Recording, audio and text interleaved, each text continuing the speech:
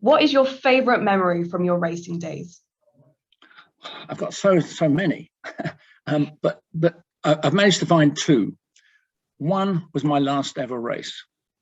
It coincided with the last ever race of the famous Kyalami Grand Prix circuit, as it was in its original state, where it was recognized as one of the fastest circuits in the world.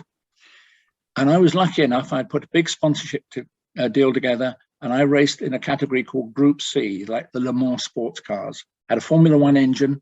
I'd never sat in anything like it before. It was the fastest thing I'd ever been in. And I was sitting on the track with Grand Prix drivers, Derek Bell, Jochen Mass, people all like the Jackie X. They were overtaking me 90% of the time, but I didn't give a damn. I got there through sponsorship.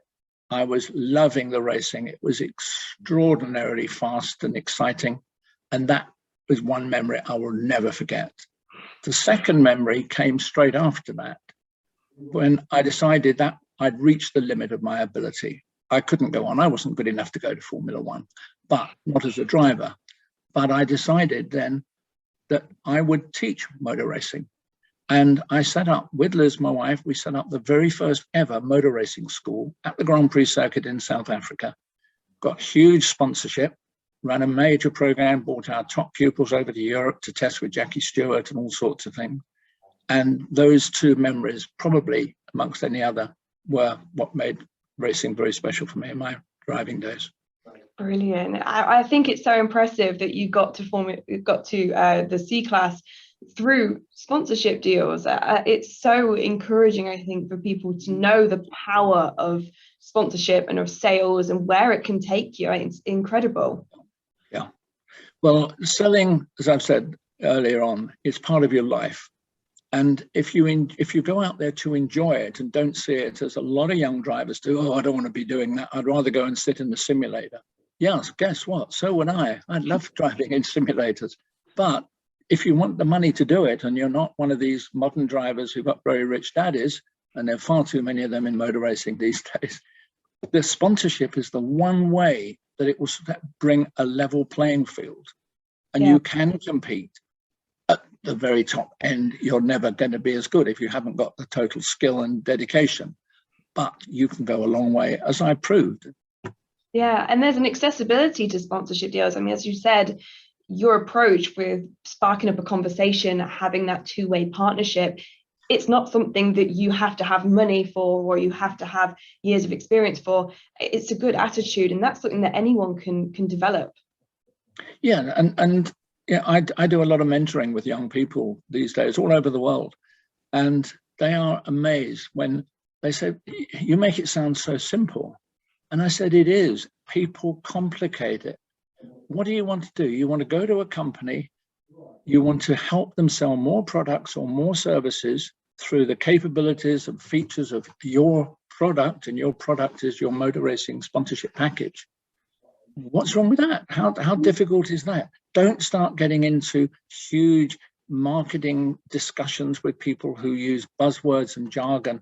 My goodness, my one hatred of I really hate this is where people try and bamboozle you with statistics and jargon. You don't need it. You don't need it.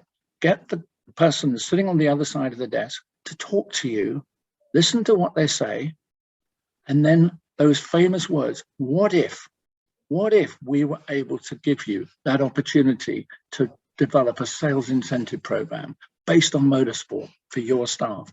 What if we could get people, 40,000 people coming to a British Touring Car Championship, trying out your fantastic soft drinks that you just launched? What if?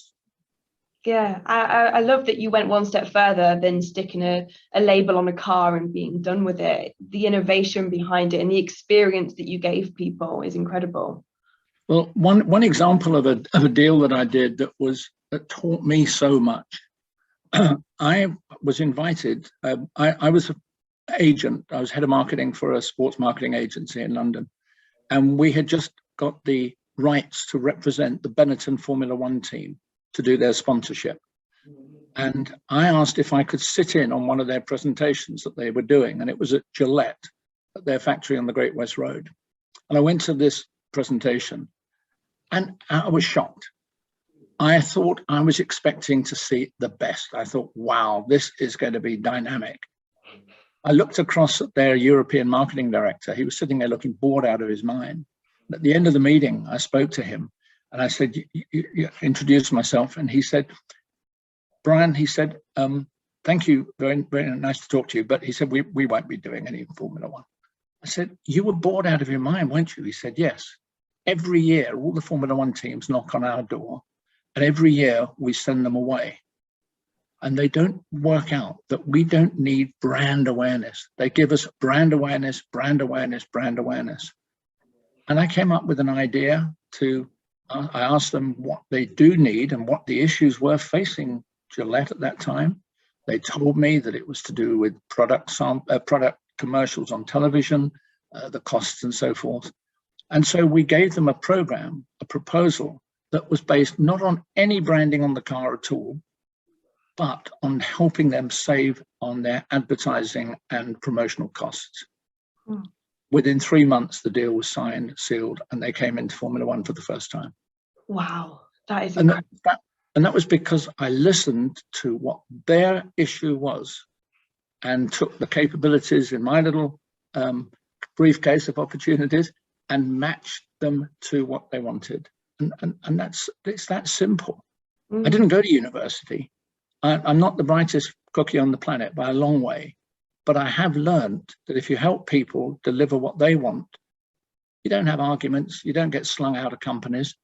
You might not be able to help, but if you go about it the right way, you actually come out with respect.